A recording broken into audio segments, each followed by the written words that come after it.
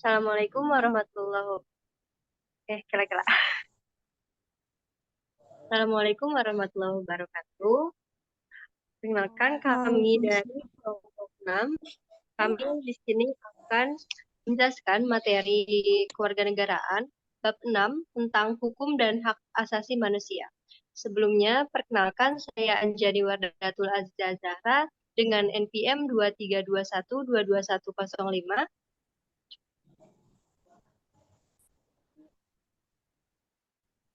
Perkenalkan, nama saya Kenzi Nerera Bani dengan NPM 3 digit terakhir adalah 108.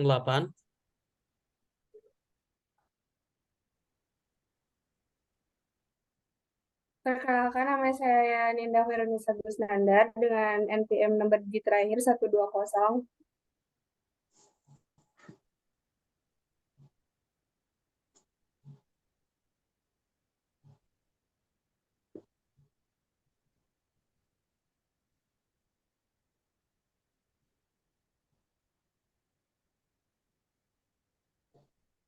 Perkenalkan, nama saya Nabila Syifanur Aziza dengan 3 digit nomor NPM terakhir 106. Saya Rizky Agung dengan 3 digit NPM terakhir 153.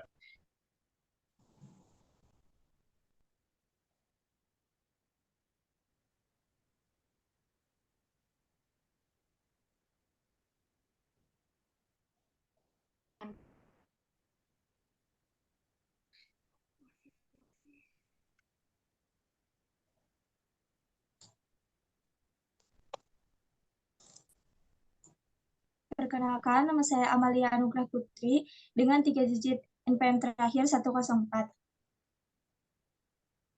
Perkenalkan, saya Syahatul Mayora dengan NPM 2321222107.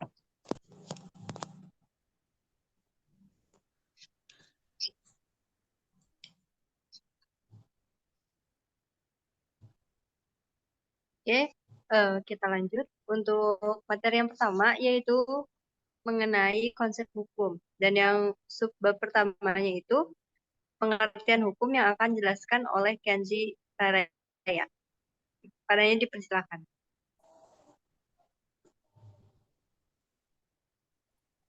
Oke, baik. Terima kasih moderator. Baik, di sini saya akan menjelaskan mengenai hukum. Menurut Carlsen pada tahun 1995, hukum adalah suatu tata yang bersifat memaksa. Selain itu, ada juga beberapa pengertian lain menurut para ahli. Yang pertama adalah menurut Plato. Hukum adalah peraturan yang tersusun secara sistematis yang mengikat masyarakat. Lalu ada pula dari Aristoteles menjelaskan juga bahwa hukum mengikat hakim dan menjalankan tugasnya.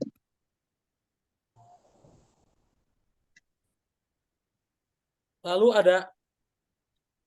ada menurut Cicero yang beranggapan bahwa hukum adalah sebagai hasil pemikiran atau akal yang tinggi yang bertugas mengatur hal yang baik dan buruk. Lalu ada menurut Austin, yaitu hukum adalah alat pembimbing yang diberikan oleh pihak yang berwenang. Lalu ada menurut Utrecht yang menurut dia hukum merupakan himpunan petunjuk hidup yang mengatur tentang tata tertib dan dalam masyarakat. Lalu ada menurut Meyers, di mana hukum adalah aturan yang mengandung pertimbangan kesusilaan yang ditinjau pada tingkah laku manusia dalam masyarakat dan menjadi pedoman penguasa dalam melakukan tugasnya. Lalu ada menurut Immanuel Kant, hukum adalah keseluruhan syarat dengan kehendak dari orang yang satu yang dapat menyesuaikan kehendak bebas dari orang lain. Lalu ada dari Van Apeldoorn, hukum sebagai gejala sosial, semua masyarakat mengenal hukum. Dengan demikian, hukum sebagai aspek agama, kesusilaan, adat istiadat, dan kebiasaan. Lalu menurut M.H. Tirta Mijata, semua aturan yang wajib ditaati dalam pergaulan hidup itu disebut hukum. Lalu perlu adanya pertimbangan kesusilaan yang dijadikan sebagai pedoman penjatuhan sanksi kepada pelanggar hukum. Berbagai perbedaan kehendak seorang dapat disesuaikan dalam hukum tersebut juga. Oke, baik, saya kembalikan pada moderator. Baik, terima kasih pada Kenzi. Yang selanjutnya yaitu sifat-sifat hukum. tujuan hukum dan teori-teori hukum yang akan dijelaskan oleh Ninda Hoirunisa. Padanya dipersilakan. Baik, sebelumnya terima kasih kepada moderator. Di sini saya akan menjelaskan tentang sifat hukum. Yang pertama adalah hukum itu bersifat mengatur. Maksud dari mengatur itu hukum sebagai peraturan dalam bentuk larangan maupun perintah berfungsi mengatur berbagai sikap manusia dalam kehidupan. Maksud dari sifat mengatur itu pada hukum adalah karena hukum membuat peraturan yang akan mengatur pola perilaku masyarakat. Yang kedua adalah bersifat memaksa.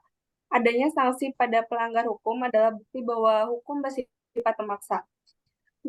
Dikatakan bersifat memaksa karena hukum dapat memaksa semua lapisan masyarakat agar mentaati aturan hukum dan wajib dipatuhi.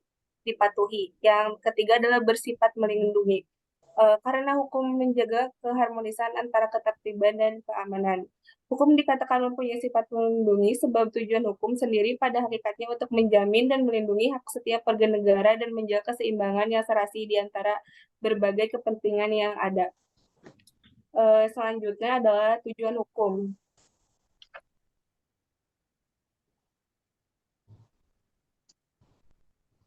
Tujuan hukum sebenarnya universal yang mencakupi ketertiban, ketentraman, kedamaian, kesejahteraan, dan kebahagiaan di segala aspek kehidupan. Ketertiban dan keamanan akan memanifestasikan apabila masyarakat tidak mengalami adanya rasa tidak nyaman dan ketidakamanan.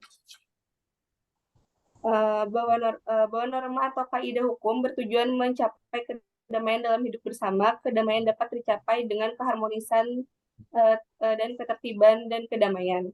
Yang selanjutnya adalah teori-teori hukum. Manusia adalah makhluk sosial yang selalu membutuhkan interaksi dengan sesama manusia. Kehidupan berbangsa dan bernegara berkembang dinamis, menghasilkan permasalahan yang semakin kompleks. Untuk mengatasi permasalahan tersebut, hukum lahir sebagai konsep penyelesaiannya, mengatur interaksi antar manusia. Teori hukum adalah pengetahuan mengenai hukum yang berlaku, menggambarkan sistem konseptual dalam aturan hukum dan putusan hukum. Tujuannya adalah menciptakan kepastian, perjelas nilai, dan aspek filosofinya. Teori hukum telah berkembang sejak zaman Yunani dan Romawi, mulai dari dasar filosofi hingga analisis modern oleh ahli hukum dengan perbedaan dalam metode dan penekanannya. Teori hukum merupakan pengetahuan mengenai hukum yang berlaku. Terima kasih dan saya akan kembalikan kepada moderator. Baik, terima kasih kepada Linda. Yang selanjutnya yaitu mengenai macam-macam teori-teori hukum yang akan disampaikan oleh Syahra Aurelia. Padanya dipersilakan.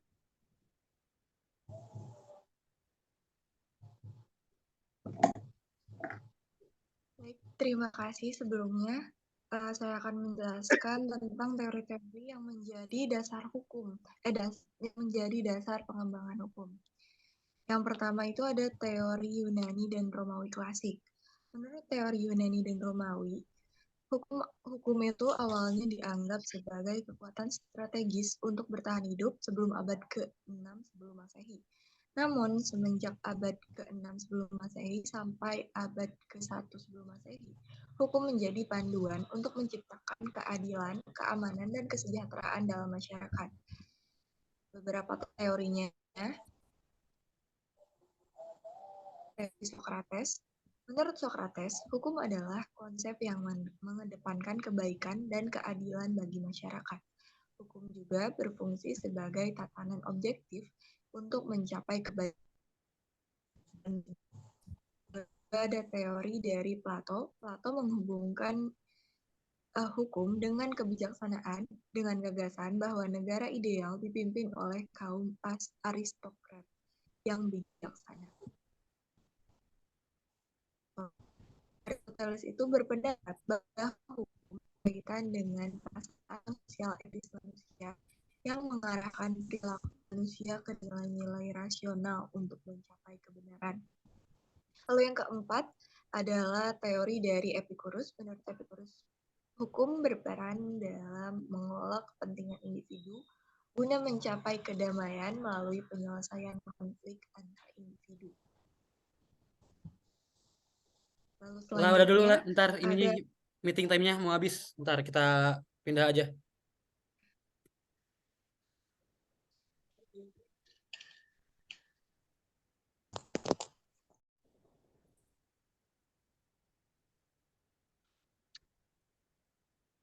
Lalu ada teori hukum alam. Menurut teori ini ada dua jenis hukum. Yang pertama itu adalah yang ditetapkan oleh penguasa. Dan yang kedua itu adalah hukum yang lahir tanpa pengaruh pandangan manusia. Lalu yang ketiga adalah positivisme dan utilitarianisme. Menurut teori positivisme dan utilitarianisme, hukum adalah perintah yang harus dilakukan dengan keputusan yang didedukasikan secara logis. Hukum yang diundangkan juga harus dipisahkan dari yang diciptakan. H.L.A. Hart mengemukakan beberapa poin terkait positivisme. Yang pertama, hukum adalah perintah. Lalu yang kedua, analisis konsep hukum yang penting dan berbeda dari pendekatan sosiologis serta historis. Yang ketiga, keputusan didedukasikan dari peraturan tanpa mempertimbangkan tujuan sosial, kebijakan, atau moralitas. Dan yang keempat, penghukuman atau judgment moral tidak dapat dibuktikan secara rasional. Lalu ada yang kelima, namun tidak terdapat dalam PPT ini karena tertutup. Yang kelima itu adalah hukum yang diundangkan atau ditetapkan atau posita dan petitum yang disebut juga positum itu harus dipisahkan dari hukum yang seharusnya dan hukum yang diinginkan. Lalu selanjutnya ada teori hukum ke slide. Ya, baik, terima kasih. Teori hukum murni. Menurut teori ini, hukum itu bebas dari naluri, kekerasan, dan keinginan-keinginan, lalu yang lain sebagainya. Jadi penyisipan ilmu-ilmu politik, sosiologi, sejarah, dan pembicaraan tentang etika itu tidak dapat dilakukan dalam sebuah hukum. Mungkin segitu yang dapat saya sampaikan. Saya kembalikan kepada moderator. Baik, terima kasih kepada Syaha. Selanjutnya yaitu mengenai penggolongan hukum dan macam-macam pembagian hukum yang akan disampaikan oleh Amalia. Kepadanya dipersilakan. Baik, terima kasih kepada moderator yang sudah memberikan saya kesempatan. Pertama, saya akan menyampaikan tentang penggolongan hukum. Penggolongan hukum dapat dibedakan menjadi dua. Itu yang pertama, hukum publik.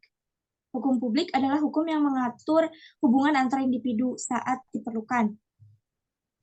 Yang kedua adalah hukum privat, yaitu hukum yang mengatur hubungan antara manusia dengan berintikan kepentingan perorangan. Contohnya seperti hukum sipil, hukum perdata, dan hukum perdagangan. Next.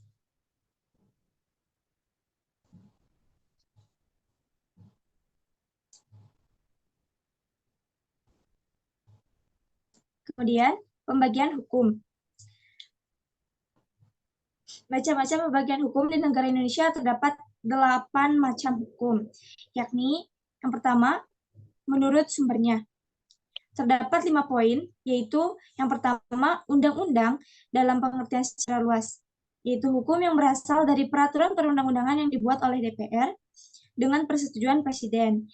Kemudian, kebiasaan atau hukum adat merupakan perbuatan yang dilakukan oleh anggota masyarakat secara berulang-ulang.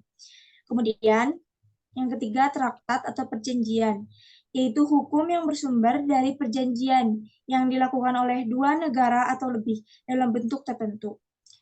Yang keempat, jurisprudensi, yaitu keputusan pengadilan terdahulu yang sudah inkrah, dijadikan pedoman dalam mempertimbangkan atau memutuskan perkara yang sama. Dan yang terakhir, doktrin, yaitu pendapat para ahli dalam memberikan pandangannya terhadap hukum tertentu. Selanjutnya,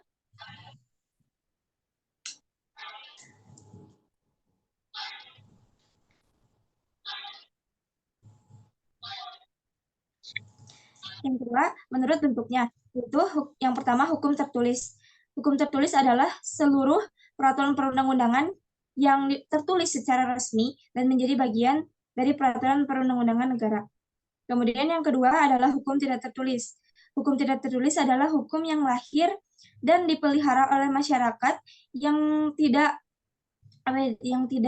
terbentuk secara formal, tapi ditaati oleh masyarakat. Contohnya seperti hukum adat. Yang ketiga, menurut tempat berlakunya. Yang pertama, hukum nasional, yaitu hukum yang dibuat dan berlaku dalam suatu negara untuk mengatur urusan negara dan mengatur penduduk yang berdomisili di negara tersebut. Yang kedua, hukum internasional, yaitu hukum yang mengatur hubungan antara negara satu dengan negara lainnya dalam dunia internasional. Kemudian yang ketiga, hukum asing, yaitu hukum yang berlaku di negara lain. Dan yang terakhir, hukum lokal, yaitu hukum yang berlaku pada wilayah tertentu dalam suatu negara. Kemudian, hukum menurut waktu berlakunya. Yang pertama, Ius constitutum atau hukum positif, yaitu hukum yang berlaku saat ini pada masyarakat tertentu dalam daerah tertentu.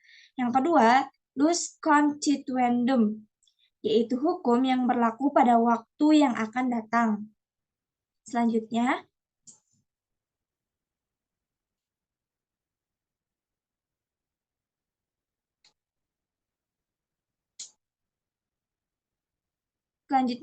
hukum menurut sifatnya. Yang pertama, hukum yang memaksa, yaitu hukum yang tidak dapat dikesampingkan, sehingga dalam pelaksanaannya harus ditaati oleh setiap manusia. Yang kedua, hukum yang mengatur, yaitu hukum yang dapat dikesampingkan apabila pihak-pihak yang bersangkutan telah membuat peraturan sendiri dalam bentuk perjanjian. Kemudian yang selanjutnya, hukum menurut isinya. Yang pertama, hukum privat, dan yang kedua adalah hukum publik. Seperti yang telah dijelaskan dalam penggolakan hukum. Kemudian, hukum menurut wujudnya. Yang pertama, hukum objektif, yaitu hukum yang berlaku umum dan tidak mengenal orang atau golongan tertentu. Jadi, hukum objektif itu tidak memandang bulu. Kemudian yang kedua, hukum subjektif, yaitu berlaku untuk dua orang atau lebih, serta menimbulkan hak dan kewajiban. Oke, sekian dari saya kembalikan kepada moderator.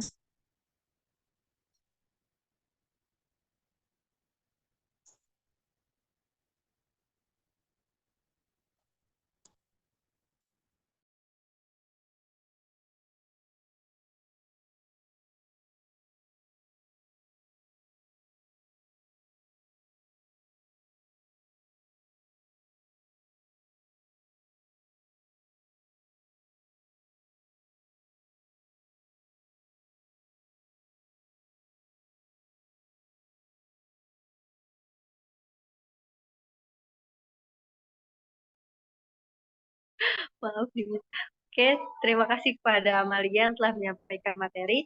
Dan selanjutnya yaitu mengenai aliran-aliran hukum, pengertian HAM, dan macam-macam HAM yang akan disampaikan oleh Nabila. Padanya dipersilakan. Ya, baik, terima kasih kepada moderator yang telah memberikan kesempatan untuk menjelaskan. Selanjutnya kita beralih kepada aliran hukum. Terdapat 3 aliran. Yang pertama aliran legisme. Aliran legisme ini sesuatu dikatakan sebagai hukum apabila terdapat dalam undang-undang. Dan yang kedua aliran legislatif. Hakim sebagai pencipta hukum memiliki kebebasan melakukan segala hal yang tidak diatur dalam undang-undang. Kemudian yang terakhir aliran rechtsbinding. Aliran ini menganggap bahwa keterikatan hakim dalam undang-undang tidak seketat asumsi aliran legisme dikarenakan hakim mempunyai kebebasan. Nah, hakim dalam pelaksanaan tugas ini memiliki kebebasan yang terbatas dan terikat. Kemudian selanjutnya beralih kepada HAM. HAM adalah atau hak asasi manusia adalah anugerah yang sudah diberikan oleh Tuhan Yang Maha Esa, dan setiap manusia memiliki hak untuk dihormati, dilindungi, dijunjung tinggi oleh pemerintah, oleh baik pemerintah ataupun hukum. Menurut John Locke, maupun Kuncoro Purborparnoto, HAM adalah hak yang diperoleh dari Tuhan menurut koda dan hakikat setiap manusia, sebab hak asasi bersifat suci. Berbeda dengan David Bentham dan Kevin Boyle, menurut mereka, HAM adalah kebebasan setiap individu untuk memenuhinya. Berbeda juga menurut Mariam Budiarjo. Menurut beliau, HAM adalah hak yang dibawa manusia sejak lahir ke dalam kehidupan masyarakat. Kemudian selanjutnya ada macam-macam hak HAM. Yang pertama adalah HAM secara pribadi. HAM secara pribadi dimaksudkan setiap individu memiliki hak yang sama rata. Kemudian yang kedua, HAM di bidang politik. Artinya, setiap individu berhak mengikuti kegiatan-kegiatan yang berbau politik. Dan yang kemudian yang ketiga, HAM di bidang hukum. Pada bidang ini, setiap individu memiliki hak yang sama di mata hukum maupun pemerintah. Kemudian yang keempat, HAM dalam bidang ekonomi, yang artinya setiap individu bebas melakukan kegiatan-kegiatan ekonomi secara lancar tanpa adanya gangguan apapun. Dan yang terakhir, HAM dalam bidang sosial budaya. Ini dimaksudkan setiap individu berhak menjalankan kehidupannya secara aman dan tentram dan melestarikan serta mengembangkan budayanya masing-masing. Sekian dari saya, dikembalikan kepada moderator.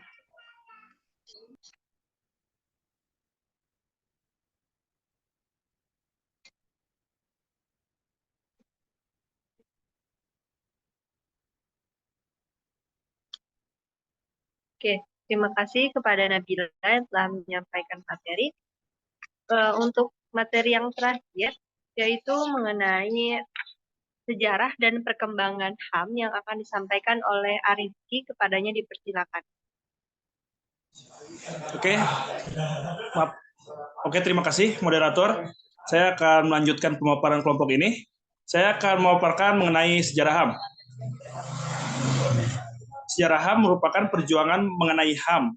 Sudah terjadi sedari dahulu. Berikut adalah contoh-contohnya. Sejarah HAM atau hak asasi manusia berawal dari dunia barat atau Eropa.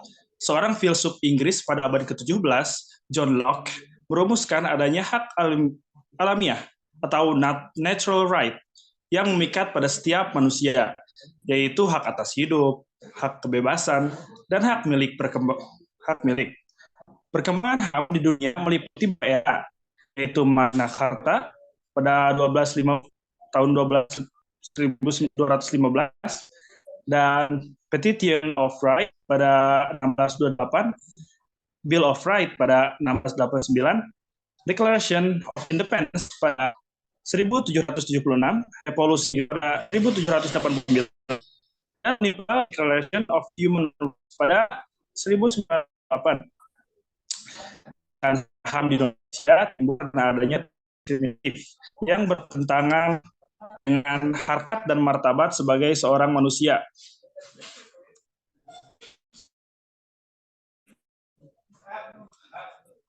Sekitar. Baik, terima kasih kepada Arifki yang telah memaparkan materinya. Mungkin materi yang telah disampaikan merupakan materi yang terakhir. Namun sebelum ditutup, saya akan menyimpulkan dari materi yang telah teman-teman sampaikan. Belum selesai sampai dulu. Tadi kalau. Baik, Pak. Oke, lanjut kepada upaya memperjuangkan HAM dalam dibukakan dengan adanya Kebangkitan Nasional, Sumpah Pemuda, Proklamasi Kemerdekaan, UUD RIS, TAP MPRS nomor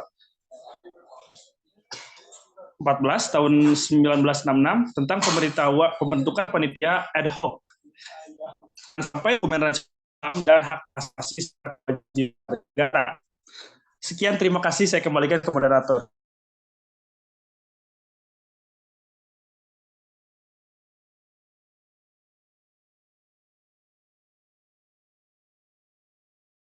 Oke, baik. Terima kasih kepada Rizky yang telah menyampaikan materinya. Untuk materi yang tadi disampaikan merupakan materi yang terakhir. Tapi sebelum ditutup, saya akan menyimpulkan dari materi-materi yang telah teman-teman sampaikan.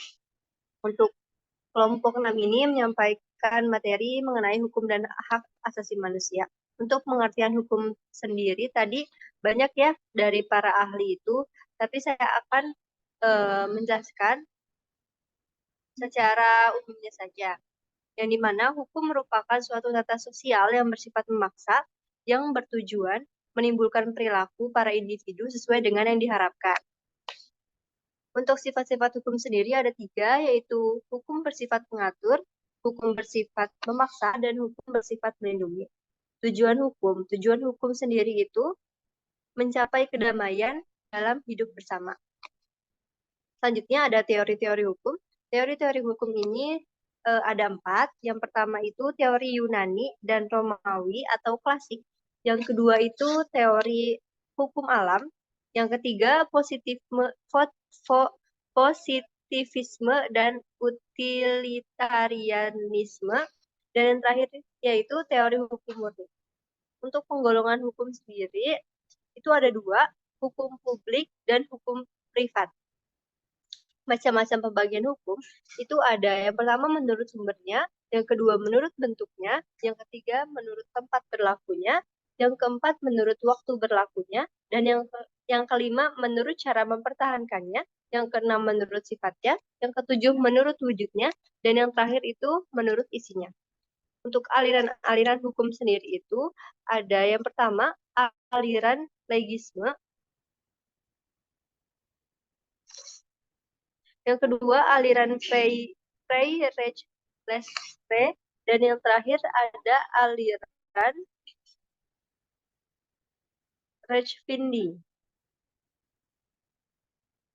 Untuk materi tentang hak asasi manusia, pengertian dari hak asasi manusia yaitu anugerah yang langsung diterima manusia dari Tuhan Yang Maha Esa. Untuk macam-macam HAM itu ada yang pertama bidang secara pribadi, yang kedua di bidang politik, yang ketiga di bidang hukum atau peradilan, yang keempat di bidang ekonomi, yang kelima di bidang sosial budaya. Untuk sejarah dari HAM sendiri itu, untuk perjuangan mengenai penegakan HAM sudah terjadi sejak beribu-ribu tahun yang lalu.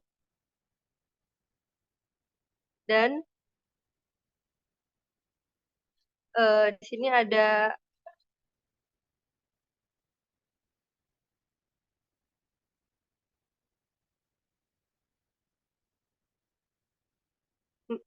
masa-masa di mana perbudakan kaum Yahudi di Mesir itu dihapus. Yang pertama itu di masa Magna Carta tahun 1215, yang kedua Petition of Right tahun 1628, yang ketiga Bill of Rights 1689, yang keempat Declaration of Independence tahun 1776, yang kelima Revolusi Prancis 1789, dan yang keenam Universal Declaration of Human Rights tahun 1948.